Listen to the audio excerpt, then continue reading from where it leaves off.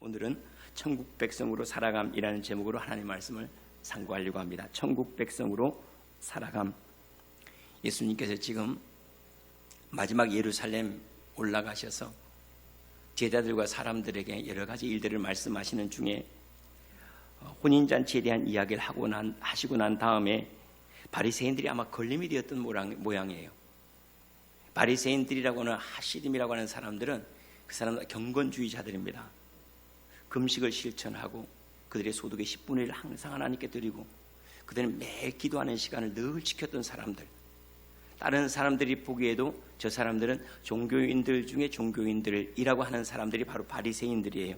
그런데 이들이 아마 예수님이 하신 말씀이 그들에게 걸림이 되었는지 예수님을 올무에 붙잡으려고, 다시 말하면 예수님을 함정에 빠뜨리려고 그들이 한 일이 있는데 자기의 제자들과 헤롯 당원들을 함께 예수님께 보냅니다.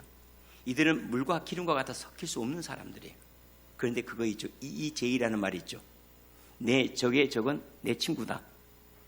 그러니까 헤롯 당원들도 예수님을 못마땅해 하고 자기들도 못마땅해 하니까 우리 함께 예수를 무너뜨리자는 거죠. 왜 이들이 서로 다르냐면 이 헤롯 당원은 로마가 공식적으로 그들에게 권력을 이양한 사람들이에요. 그리고 지금 그들이 분봉왕이기는 하지만은 실제로 이스라엘을 로마의 압제 아래 다스리고 그리고 세금을 거둬서 로마에 상납하는 그런 무리들이에요. 이러한 무리들과 경건하게 살아서 사실은 이 세상 정부를 인정하지 않는 사람들이 바리새인인데 이 두 부류가 와서 예수님께 질문을 하는 거예요. 항상 우리를 높일 때 떨어질까 조심해야 되는 게 맞죠. 예수님께 와서 그들이 하는 말이 당신은 참되시고 진리로 하나님의 도를 가르치시며 아무도 꺼리는 일이 없으시니 이는 사람을 외모로 보지 아니하심이니이다. 이 속에는 칼을 딱 붙잡고 함정에 딱 집어넣으려고 벌써 딱 띄워넣는 거예요. 당신은 참되시고 그리고 진리로 하나님의 도를 가르치시며 아무도 거리끼는 일이 없으시니 이는 사람을 외모로 보지 아니함이니이다 하면 그들이 속일 수 없다는 거잖아요. 그런데 속이는 마음을 가지고 예수님께 질문합니다. 당신의 생각이 어떠한지 우리에게 이루소서. 가이사에게 세금을 바치는 것이 옳습니까? 옳지 않습니까? 하고 이렇게 물어요. 가이사에게라고 할 때 이 가이사는 그때 당시 우리 케사르 시저라고 하죠.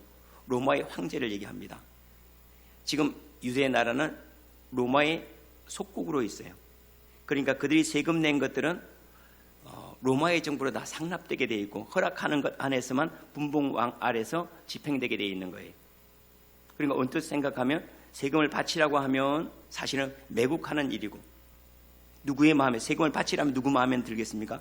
당연히 헤롯 땅 마음에는 들지만은 이 바리새인들 마음에는 안 드는 대답이에요. 이 두 부류가 같이 있기 때문에 지금 어떤 말을 해도 걸림이 되는 거예요.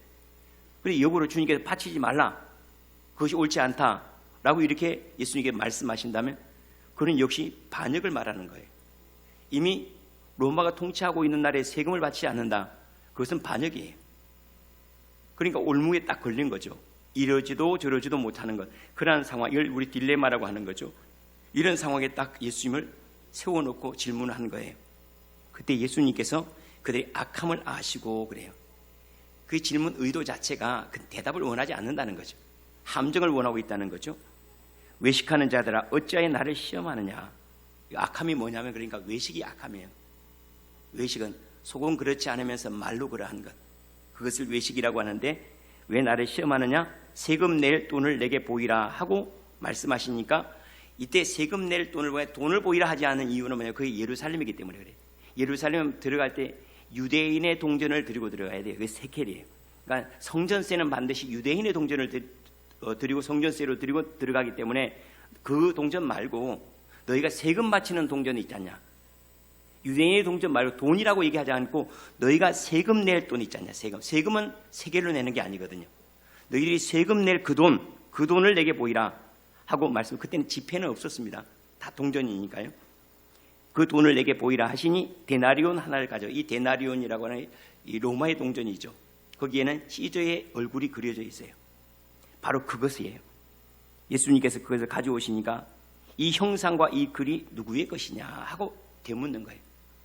너희들이 동전 가져왔는데 세금 바치는 동전은 로마의 동전 아니냐? 그게 시저의 형상에 달려 있거든요. 모든 것들은 시저의 것이라고 기록이 되어 있거든요. 이르되 가이사의 것입니다. 그들이 대답한 거예요. 예수님 대답하지 않으셨죠. 질문을 질문으로 한 거예요. 질문을 질문으로 대답하신 거죠. 가이사의 것입니다. 그때 예수님이 말씀하신, 그래 너희 입으로 가이사의 것이라고 말했으니까 그럼 가이사에게 주면 되지 않냐. 누구 입으로? 너희 입으로 가이사의 것이라고 말한 것은 가이사에게 주면 되지. 그런 다음에 그들이 묻지도 않은 것을 얘기를 해요. 묻지도 않은 것은 뭐예요? 하나님의 것에 대한 것을 묻지도 않았거든요. 그런데 하나님의 것은 하나님께 바치라. 왜 이 말씀을 하시는가 하면 바리새인을 염두에 두고 한 말이죠. 바리새인들은 물을 때 뭐라고? 우리가 하나님께 무엇을 바치는 것이 옳습니까? 라는 걸 질문해야 될 너희가, 너희 세상에 바쳐야 되는 그 문제를 나에게 질문하냐는 의도가 담겨 있는 거죠. 바리새인이라면 최소한 하나님을 신실하게 믿는다면, 너희가 정말로 하나님을 따라가는 사람이라면 물어야 돼. 어떻게 해야지 우리가 하나님이 기뻐할 수 있는 삶을 살 수 있습니까? 라고 물어야지. 이렇게 사는 것이 세상에 합당합니까? 안 합니까? 이건 묻는 게 아니라는 거죠. 기준을 하나님의 기준에 두고 물어야 되는 그 질문을 너희는 오히려 땅의 기준을 두고 나를 함정에 넣으려고 하는구나 라고 말씀을 하시는 거죠. 그들이 이 말씀을 듣고 놀랍게 여겨서 들통난 거죠. 뭐. 야, 붙잡을 수 없구나 하는 것을 알게 된 거죠. 그리고 그들이 예수를 떠나게 되었다 하고 이렇게 말씀을 합니다. 몇 가지 말씀을 상고하도록 하겠습니다. 세금을 낸다는 것이 뭐죠? 우리가 세금을 낸다 하는 것은 그냥 단순히 돈을 그냥 낸다라는 의미가 아니죠. 세금은 누가 내는가 하면 다스림을 받는 사람들이 내는 게 세금이에요. 그러니까 내가 가이사에게 세금을 바치는 것은요, 나는 가이사의 백성입니다라는 뜻이에요. 우리가 한국에다가, 우리가 사는 우리 조국에다가 헌금을 내는 것은요, 나는 대한민국 백성입니다. 그리고 나는 대한민국 백성으로 살아가고 있습니다라는 증거로 세금을 내는 거죠. 가이사의 것은 가이사에게. 이게 참 중요합니다. 우리가 이 땅에 세금을 내죠. 그건 당연히 내야 되는 거예요. 왜냐하면 한 공동체를 유지하기 위해서는 그 공동체가 함께 유지하기 위해서 내는 것들을 뭐라고 해요? 의무라고 해요. 의무. 그것이 없으면 공동체 자체가 유지가 안 돼요. 우리가 피가 같다고 해서 대한민국을 이루나 그러지는 않아요. 대한민국을 구성하기 위해서는 우리의 수고가 합해져야 돼요. 그 합해진 수고를 가리켜서 우리가 의무라고 말해요. 우리나라 의무가 몇 가지가 있죠? 몇 가지죠? 4가지입니까? 6가지요. 옛날 사람들은 4가지로, 저는 4가지로 알고 혹시 실수할까봐 다시 검색을 했더니 추가된 것이 2가지가 있더라고요. 대한민국 국민으로서 의무가 6가지더라고요. 우리가 잘 알고 있는 것처럼 납세의 의무, 근로의 의무, 국방의 의무, 교육의 의무, 이것은 우리가 다 알고 있는 거죠. 여기에 또 하나가 재산권을 사용할 수 있는 의무인데, 이 재산권을 그냥 사용하는 게 아니에요. 공공복리에 적합한 재산권 행사의 의무예요. 이건 참 우리나라 수준 높다. 저는 이걸 보고 정말로 내가 대한민국 사람으로 산다는 게 참 복되다는 생각이 들어요. 공공복리에 적합한 재산권 행사예요. 그러니까 재산권 행사를 자는 돈이 있으니까 내 마음대로 쓰는 거 아니라는 거예요. 불법적으로 쓰는 것에 대한 제한을 하겠다는 거예요. 그래서 이 나라가 공공복리를 위해서 서로 함께 지켜야 될 것을 절제할 수 있어야 된다는 거예요. 이 멋진 나라 아닙니까? 우리가 대한민국 백성이라는 게 참 멋진 것 같아요. 그 다음에 또 하나가 뭐냐면 마지막으로 환경 보존의 의무가 있더라고요. 참 바람직하다고 생각해요. 왜냐하면 이것들 때문에 내가 막 쓰면 다른 사람이 피해를 입기 때문에 공공복리를 위해서, 공동체를 위해서 서로 지켜야 줘야 되고 서로 헌신해 줘야지 이것이 유지가 되기 때문에 그걸 의무라고 그래요. 그래서 이것이 하나님의 나라의 일이든 세상 나라의 일이든 내가 소속된 단체나 내가 소속된 국가든지 어디든지 내가 소속되어 있으면 반드시 의무를 감당해야 됩니다. 몇 년 전에 우리 목회자들이 소득세를 내야 되느냐 안 내야 되느냐, 대한민국 목사든 사람이 대한민국에 소속되어 있으면 당연히 내야죠. 그럼 마치 뭐하고 똑같은 거 하면 나는 지방세를 냈는데 국가의 세금을 내야 됩니까? 라고 질문하고 똑같아요. 우리는 둘 다 몸담고 있어요. 천안에 몸담고 있고 충청도에 몸담고 있으니까 뭐죠? 지방세를 내는 거예요. 또 동시에 우리나라에 몸담고 있으니까 국세를 내는 거죠.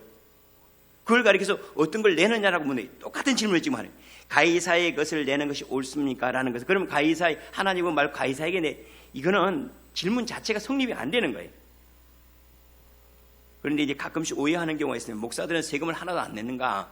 하나도 안 내는 게 아니고 소득세를 안 내. 소득세. 뭐 목사가 집을 산다, 다 취득세 내요. 집을 판다, 팔 집이 없어서 그렇지 팔면 양도세 내요. 부가가치, 목사들은 부가가치세도 안 돼. 전부 다 10% DC 주냐? 안 해줘요. 딱 하나, 소득세 문제. 소득세 문제. 목회자도 소득세 내냐 안 내냐, 그거 해봐야 얼마 안 돼요. 근데 그것 가지고 막 난리 법석을 지겨요. 마치 막 목사가 사기꾼이야. 그래 참 감사한 것은 우리나라가 종교에 대해서 매우 우호적인 나라라는 거예요. 우리나라가 그런 나라라는 것은 참 감사해야 될 일입니다. 종교적인 일에 대해서 매우 우호적이어서 아직도 종교 단체에서 무엇을 매매하고 할 때는 취득세와 양도세를 물리지를 않아요. 목사 말고요, 종교 법인들은 또 임의단체들은 세금을 매기지를 않아요. 참 좋은 것 같아요, 나라가. 여기에 대해 매우 우호적인 건 뭐냐면 종교가 공공복리에 봉사하고 있다고 여기기 때문에 그래요. 그러니까 이런 것들이 참 잘한 거예요. 잘했지만 그러나 이것이 우리의 특혜를 누리는 것이지 할 필요가 없는 것을 요구한 게 아니라는 거예요. 그러니까는 우리가 몸담고 있는 것이 만약에 유친계다, 그럼 밥 사야 돼요. 동창회당 회비 내야 돼요. 회비 안 내려면 거기서 내가 회원 역할을 안 해야 되는 거예요. 회비도 안 내고 회원 역할을 하면 안 되는 거예요. 그건 모든 모임이 다 마찬가지예요. 우리가 대한민국 사람이다 그러면 대한민국 사람은, 대한민국이라고 하는 게 돈 없이 지켜집니까? 군인 없이 지켜집니까? 교육 없이 질서가 유지됩니까? 될 수가 없어요. 이것들을 감당할 때 대한민국을 하는 자체가 유지가 돼요. 현실적으로. 그래서 의무 없이 권리를 행사하려고 한다는 것은 사기꾼이요. 그러니까 가이사의 것을 가이사에게 드린다 하는 것들은 우리가 어떻게 할 이유가 없어요. 그것은 마찬가지입니다. 여러분이 주복교회에 나와서 주복교회를 봉사하고 헌신하는 것, 이거 안 하면 주복교회 아니에요, 사실은. 그럼 마치 난 동창회비도 안 내고 동창회에서 막 발언하겠다고 똑같은 거 아니에요. 그건 너무나 분명한 거예요. 여기에 대해서는 주님께 가이사의 것이냐? 내가 그럼 가이사의 백성이라고 이건 가이사한테 드리면 될 거 아니야, 그 말이죠. 내가 유대인 백성이라고 유대인에게 드리고 유대인 왕에게 드리면 되고, 내가 가이사의 백성이라고 생각하고 가이사에게 세금을 드리는 게 마땅치 아니하냐 하고 이렇게 말씀을 하세요. 그런데 이제 이런 질문이 나온 이유가 뭐냐면, 유대 땅에 살면서 어떤 사람은 헤롯 왕의 백성으로 사는 사람도 있고, 헤롯 왕의 백성이지만은 그러나 가이사는 인정하지 않는 사람이 있을 수가 있겠죠. 틀림없이 그럴 수가 있죠. 그러니까 어떤 사람들은 유대인으로 살고 어떤 사람은 로마 시민으로 사는 사람이 함께 섞여서 사니까 이런 문제가 발생하는 거라는 거죠. 그러니까 여기 안에는 매우 중요한 문제가 있습니다. 나는 지금 이 땅에 살면서 어느 나라 백성으로 살아가고 있느냐는 거예요. 물론 우리는 대한민국 백성인 것은 틀림이 없어요. 그럼 이것이 전부입니까? 그건 아니죠. 우리는 몸담고 있는 것들이 마치 법도 하위의 법과 상위의 법이 있는 것처럼 우리가 몸담고 있는 것, 처음에는 천안 시민이에요. 그 다음에 충청남 도민이에요. 그 다음에 대한민국 백성이죠. 국민이죠. 그 위에는요, 지구라고 하는 사람의 지구의 구성원이죠. 그럼 이것이 전부냐 그 말이에요. 그것이 전부라면 우리는 예수 믿을 이유가 없다는 거죠. 우리는 지금 살아가는데 우리는 천안시의 우리는 조례가 되겠죠. 천안시 같은 법이 없으니까 천안시의 조례나 규칙들의 적용을 받고 있어요. 그것이 전부면 우리는 천안 시민으로 살아가는 거예요. 근데 이것보다도 나는 그것보다 위에 있는 법, 국가의 법에 나는 순종하고 나는 그 법에 적용을 받아요. 그럼 우리는 대한민국 사람으로 살아가는 거예요. 그러니 나는 이것보다 나는 양심의 법에 적용을 받고, 국가에서는 이걸 요구하지만 양심은 더 많은 것을 요구를 하고 있어요. 국가에서는 세금의 10분의 1 세금을 요구하는데 내 양심은 세금 정도가 아니라 더 많은 것을 구제하거나 봉사하는 것을 요구하고 있어요. 그러면 이게 마음에 내가 순종하고 산다면 우리는 그것보다 더 높은 차원의 삶을 산다고 말할 수가 있는 거죠. 사람으로 사는 거죠. 양심으로 산다는 것은 사람 됨됨이로 사는 문제 아니겠습니까? 그런데 사실 이것보다 더 높은 차원의 삶을 지금 주님이 말씀하시는 거예요. 그게 아버지께 드리는 삶이에요. 그게 아버지의 백성으로 살아가는 삶이다 하고 이렇게 말씀을 합니다. 그런데 지금 이게 부딪히는 거예요. 이제 뭐냐면은 상위의 법과 하위의 법이 부딪힐 때에는 항상 상위법 우선의 원칙이라고 하는 게 있어요. 분명히 천안 조례가 국가의 법률과 맞지를 않아요. 그럴 때는요, 밑에 있는 것은 효력을 발생하지 못하게 돼 있어요. 우리가 그런 것들을 이렇게 법에 소원하는 것들 헌법 소원이라고 말하죠. 헌법이 이 법률이 갑자기 왜 정치 얘기를 이렇게 많이 하게 되나요? 다 알고 있는 얘기를 제가 설명하려고 하는 것 같아요. 그죠?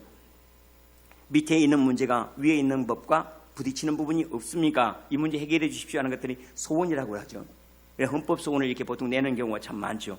마찬가지로 지금 문제가 뭐냐면 하나님의 가치와 세상 나라의 가치가 부딪힐 때가 있어요. 하나님의 나라 가치와 세상 나라 가치가 부딪힐 때 그때 우리는 어떻게 할 건가? 이것들이 예를 황제를 숭배한다는 그때 로마 시대 황제를 숭배하는 것, 황제의 신전에 가서 숭배를 하는 것, 또 우리나라의 경우는 신사를 참배하는 것, 그런 문제는 부딪히는 문제거든요. 분명히 저 위에 하나님께서 우상 숭배하지 말라 하고 말씀하신 건데 밑에 있는 황제에게 절을 하고 그리고 신사에 가서 절을 한다는 것은 이것은 위에 있는 법과 부딪히는 거예요. 양심의 법과도 부딪히는 거예요. 이럴 때 우리는 어떻게 반응을 해야 되는가 하는 것, 이것이 지금 사실은 문제로 나와 있는 거예요. 그때 우리는 이것을 주목해야 됩니다. 나는 가장 위에 있는 가치를 뭘로 두고 있느냐는 거예요. 나는 대한민국 사람으로 살아가는 최고의 가치로 두고 살아간다. 그 사람은 애국자죠. 매우 중요한 거죠. 보통 사람보다는 애국자가 훨씬 낫습니다. 가치로 생각한다면 엄청나게 수준 높은 삶을 사는 거죠. 그리고 그것이 전부냐? 아니죠. 우리나라도 집단 이기주의적 성격을 가지고 있다는 거 알죠? 우리나라의 이익에 배반하면 그럼 그것을 언제든지 우리 거부해야 되거든요. 그러면 우리가 요구하는 것들은 이 정도의 수준밖에 안 되는가? 그건 아니에요. 지금 하나님의 것을 하나님께 바치라 하는 것은 우리가 살아가야 될 모습은 대한민국 시민으로서 살아가는 건 너무 분명하지만은 그러나 우리는 더 위에 있는 가치에 순종해야 돼요. 그게 뭐냐? 하나님의 백성으로 살아가는 것이다 하고 이렇게 말씀을 합니다. 예수님의 대답은 이런 거예요. 내가 주인으로 여기는 바로 이것에 세금을 내는 것이다. 내가 지금 내 자신을 헌신하고 따라가고 있는 그것이 주인 아니에요. 너는 지금 가이사의 것을 따라가냐 하나님의 것을 따라가냐라고 묻는 거예요.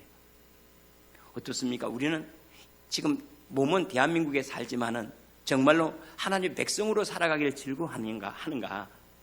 우리는 세상 법도보다도 세상의 법은 우리에게 그렇게 많은 헌신을 요구하지 않습니다. 우리가 다른 사람 화가 막 벌컥벌컥 나고 다른 사람한테 주먹만 안 날리면 그래도 우리나라 법도를 잘 지키는 거예요. 그렇죠. 주먹만 안 날리면 되는 거예요.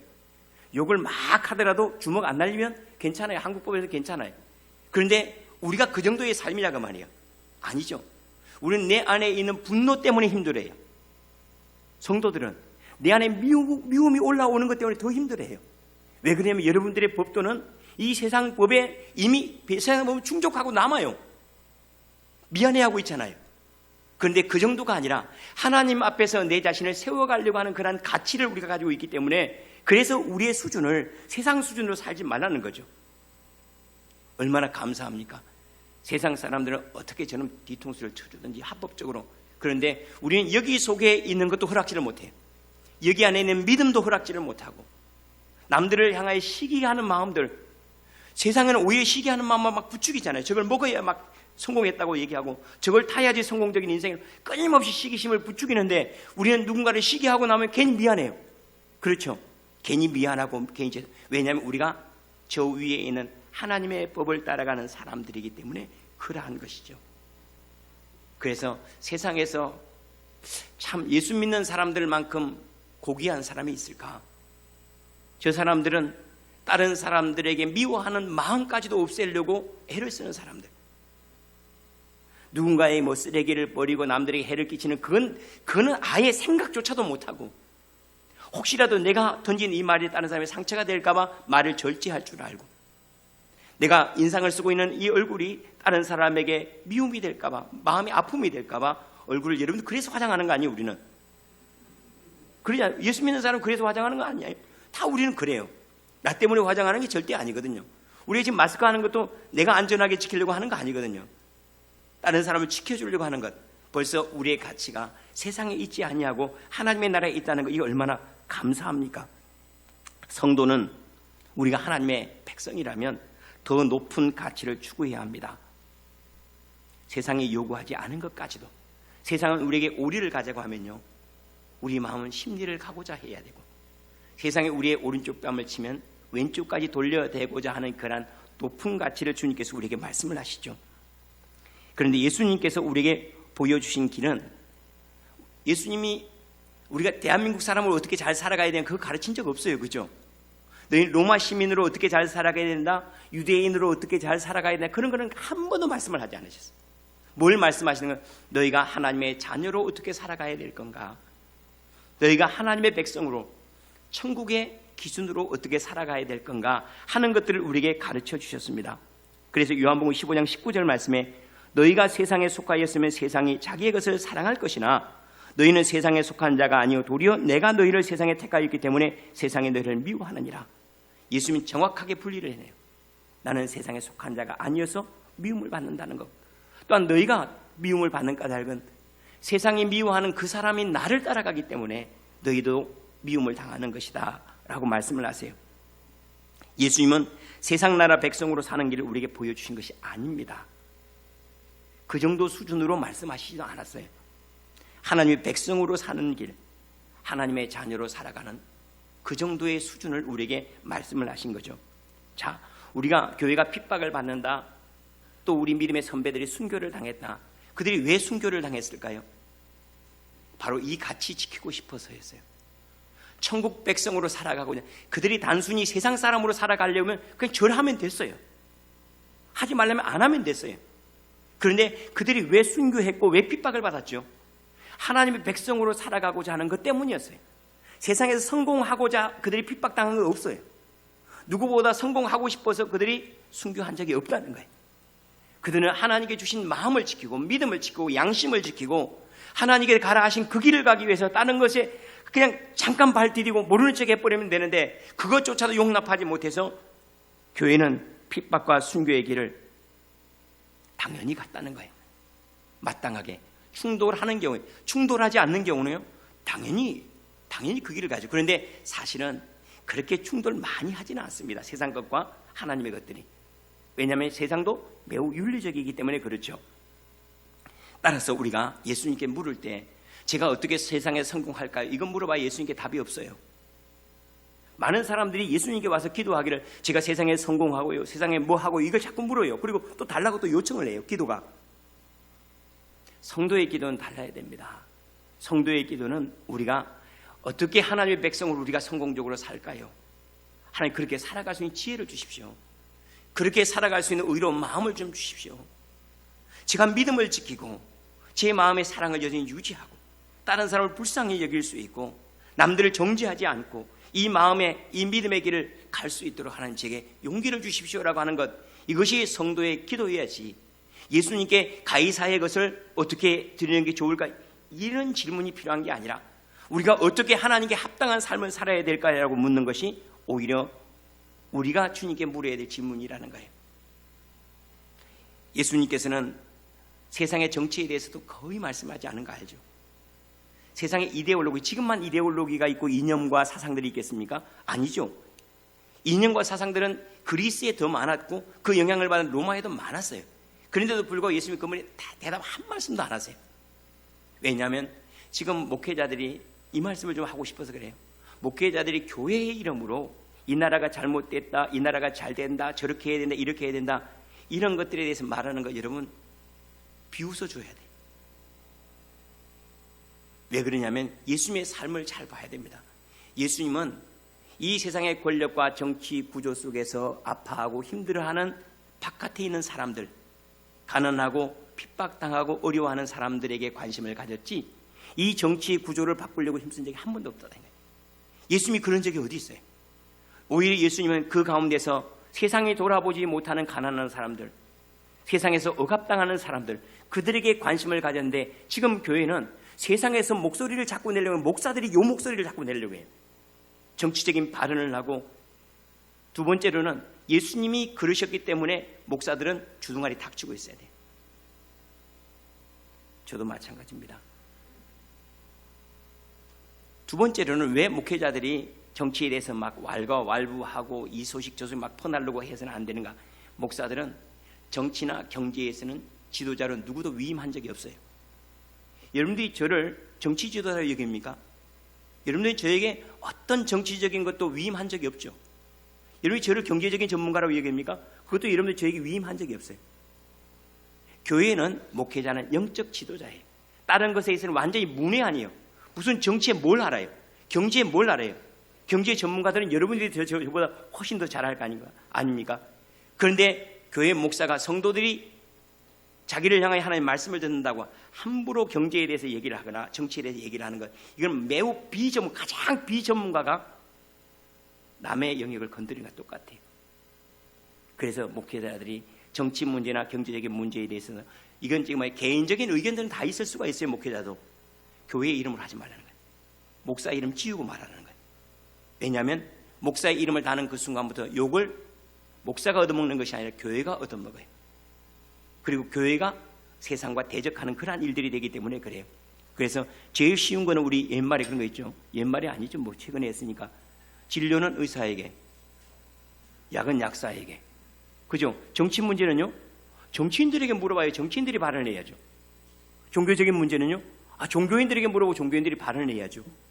종교인들은 종교적인 문제에 대해서 발언을 하라고 위임해줬고, 그래서 우리가 정치인들을 선거로 뽑지 않습니까? 국회의원들을 뽑고 정치인들은 그걸 학문을 하고 그러지 않습니까? 뿐만 아니라 교회가, 또 목회자들도 성도들도 마찬가지입니다. 교회가 놓치지 말아야 될 것은 어떤 이념이나 체제나 또 사고방식이나가 아니에요. 뭐냐면 종교적 가치를 놓치지 말아야 돼요. 다시 말하면 하나님의 가치들이 있죠.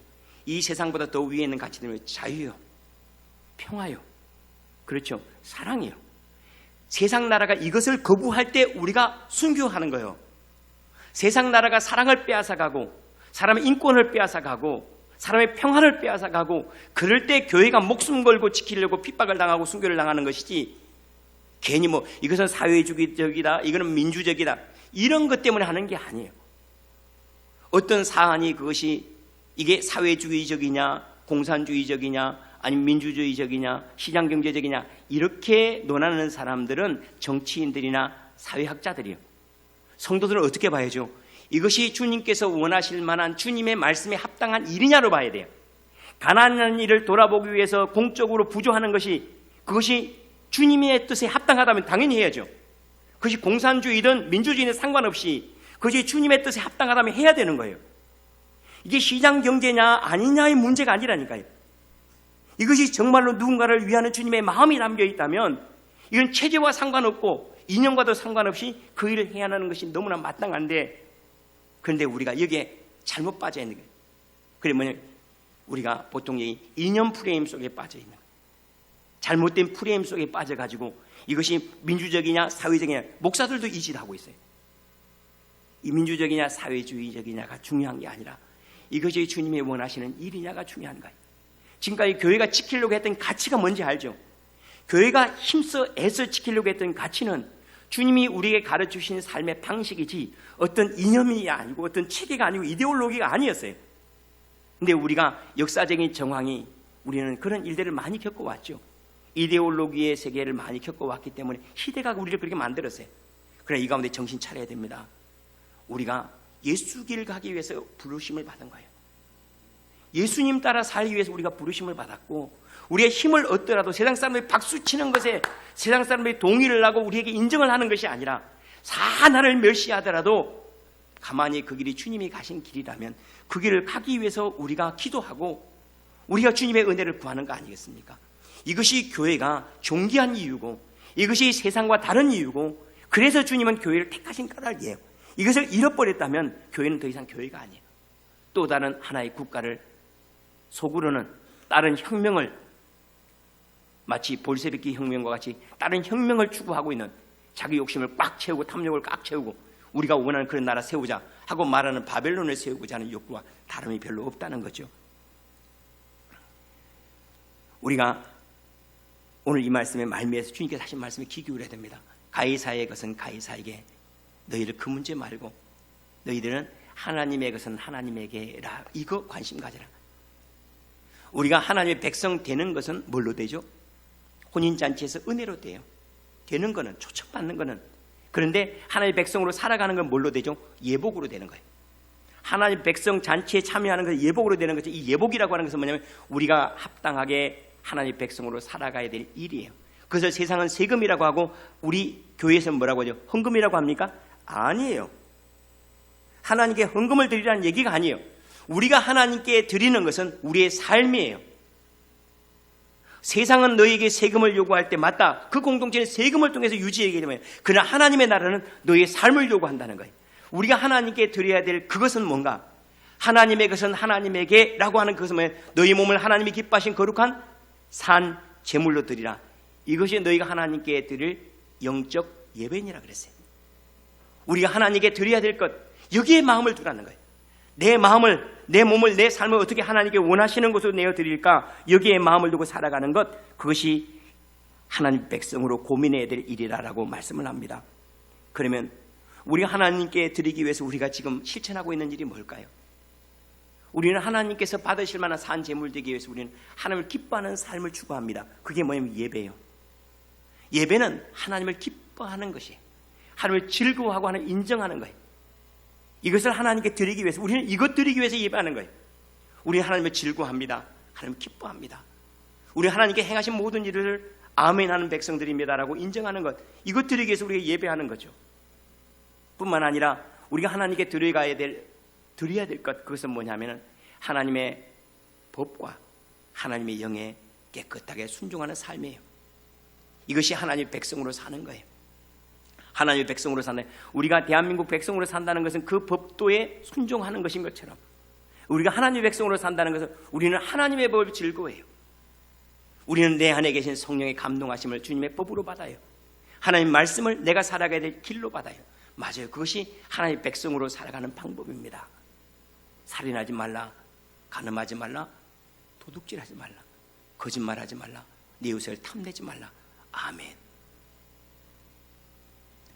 혹시 화가 나더라도 해가 저물기 전에는 꼭 풀어라. 아멘. 너는 다른 사람을 화평하게 하는 자로 살아라. 아멘. 너는 가난한 마음을 가져야 된다. 아멘. 우리는 지금 이것을 가지고 살아가려고 하는, 이게 하나님의 백성으로 살아가는 것 같아요. 우리가 이렇게 하기 위해서 성경을 공부하는 거고, 이렇게 하기 위해서 설교를 듣는 거고, 이렇게 하기 위해서 우리가 공부를 하는 거 아니에요. 하나님 공부가 이런 거 아닙니까? 하나님의 백성으로 살아가기 위해서, 하나님 기뻐하고 즐거워하는 삶으로 살아가기 위해서 우리는 이러한 일들을 행하죠. 뿐만 아니라 우리가 하나님의 백성으로 산다는 것은 하나님의 일에 참여하는 것을 즐거워해야 됩니다. 하나님의 일에 참여하는 것은 봉사와 섬김입니다. 다른 사람이 하나님을 경험할 수 있도록 서로 섬겨주는 것, 봉사해 주는 것, 이것이 우리가 하나님께 드려야 될 세금입니다. 하나님께 드려야 될 세금, 물론 여기에는 우리가 드리는 예물도 포함이 되죠. 왜냐하면 거기는 이 공동체가 유지되기 위해서 필요한 것들이기 때문에 헌금을 드리고 뭐 하는 것도 전부 어디에 들어가 있죠? 다 섬김과 봉사에 들어가 있는 거예요. 더 큰 것을, 우리 삶 전부를 하나님이 기뻐하신 거룩한 산제물로 드리라. 이것이 너희가 하나님께 드릴 영적 예배니라. 이 말씀을 담고 살아가기를 바랍니다. 이 마음을 담고 살아가는 것, 이것이 너무나 중요해요. 왜냐하면 지금 우리나라가 이런 얘기 저런 얘기 막 많이 돌아다니는데, 결국 이거 가만히 지켜보면 가장 많이 퍼나르는 사람들이 목사들이에요. 그래서 한 3년 동안 목사들이 그냥 가만히 에스겔을 입 닫게 하신 주님, 막 우리 목사들의 입을 주일날만 열고 나머지 탁 닫아버리면 좋겠어요. 막. 그러면 한국이 막 조용해질 것 같아요. 잠잠해질 것 같아요. 하나님 백성으로 살아가는 것이 참 좋죠. 오늘 주님께서 말씀하신 그 말씀을 마태복음 6장 33절에 이렇게 얘기를 합니다. 그런즉 너희는 먼저 그의 나라와 그의 의를 구해라. 너희 기도해야 될 것, 너희가 구할 것은, 내가 세상에서 어떻게, 그건 조금 낮은 수준이다. 내가 하나님께 드릴 것이 뭔가를 생각해라. 내 마음을 하나님께 합당하도록, 내 봉사를 하나님께 합당하도록, 세상의 의무가 아니라 다른 사람에게 내가 어떤 일을 해야 될까 하는 것들을 좀 고민하는, 그의 나라와 그의 의를 구하라. 그러면 이 모든 것을 너에게 도와주리라. 여러분, 우리가 이런 길로 부르심을 받았습니다. 하나님의 백성으로 살아가기를 즐거워하기를 바랍니다. 이 말씀을 준비하면서 제게 몇 가지를 정리를 해봤어요. 나는 왜 하나님의 백성으로 살아가기 즐거운가? 먼저는 주님의 사랑 안에서 참 안전하다 하는 것이 참 좋아요. 주님의 사랑 속에 들어오는 게 참 안전하다. 뿐만 아니라 주님의 인도함을 받아서 참 평안해요. 주님이 내 삶을 인도하고 있구나. 하나님의 백성으로 살아가는 이것이 왜 그렇게 복인가? 하나님 나를 인도하고 계셔서 복이요. 뿐만 아니라 나를 돕는 성령 안에서 주님께서 나를 돕고 계셔요. 끊임없이 주님 말씀에 깨어있도록 하시고 양심의 가책을 통해서 나로 하여금 잘못된 걸 늘 드러내세요. 참 감사하죠. 그래서 제 삶이 더 높은 가치를 추구하는 존귀한 삶이 되어서 참 좋아요. 뿐만 아니라 성령의 도우심으로 점점 자유해져요. 누군가의 비난에 대해서 아니오라고 말하고 제 스스로의 정죄함 속에서도 아니오라고 말하고 그리스도 안에 있는 저를 많이 즐거워하고 기뻐하는 삶이 되었으니 참 감사하죠. 그리고 또 하나는 천국에 대한 분명한 소망이 있어서 참 감사합니다. 누룩이 모두 전부 부풀게 한 것처럼 점점 여기 안에 소망이 점점 많아져요. 천국에 대한 소망들이 꽉 채워지고 있어요. 모든 것들이 주님을 만났을 때 얼굴이 새로워지고 주님을 만났을 때 제가 했던 일들이 싹 다시 해석되어져 다시 보배와 같이 다가올 인생에 대해서 너무나 감사하죠. 말씀을 마무리합니다. 하나님의 백성으로 천국 백성으로 살아갑니다. 당신은 누구로 살아갑니까? 예, 박선태의 아내로 살아갑니다. 예, 양한석의 아내로 살아갑니다. 참 좋습니다. 그러나 박선태의 아내나 양한석의 아내는 남편들이 잘못하면 벌컥 화낼 수가 있겠죠. 그리고 당신이 잘못했다고 나중에 또 이혼 소송도 할 수가 있을 수 있으세요. 그런데 내가 하나님의 백성으로 살아가면 그것은 용납될 수가 없어요. 늘 내가 미안해요. 늘 내 남편을 아침밥도 안 차려서 늘 미안해요. 늘 혼자 놔두고 제주도 가버려서 늘 미안해요. 늘 미안해. 그것도 아들 다 데리고 혼자 내버려두고 밥 챙겨줄 사람도 없이 혼자 내버려두고 가버려서 얼마나 미안해요. 그 제주도 올 때 더 무거웠죠. 그게 중요한 거예요. 여러분, 하나님의 백성된 사람이 아내가 된다고 생각해 보세요. 하나님의 백성된 사람이 남편이 된다고 생각해 보세요. 하나님의 백성된 사람이 대한민국 사람이 된다고 생각해 보세요. 얼마나 멋진 대한민국 사람일까요? 하나님의 백성인 사람이 천한 시민이에요. 하나님의 백성들이 천한 주복교회 사람들이 하나님의 백성들로서 천한 시민으로 살아가요. 그 사람은 얼마나 고귀한 삶을 살까요? 그 사람은 정의에 대해서 담대하고 자유에 대해서 확고하고 사랑에 대해서 풍성하고 주님의 도우심을 붙잡고 그들은 늘 행복해요. 맞습니다. 이것이 천국 백성으로 살아가는 즐거움인데 이 삶이 여러분 안에 점점 증거하기를 축원합니다. 제 안에 그리고 여러분 안에 주님께서 바로 이것들로 우리를 데려가시고 인도하고 계신다는 사실을 기억하시고 주님 그 길을 갑니다. 하나님 백성으로 천국 백성으로 살기를 기뻐합니다. 이러한 삶의 모습이 저와 여러분의 있기를 축원합니다. 기도하겠습니다.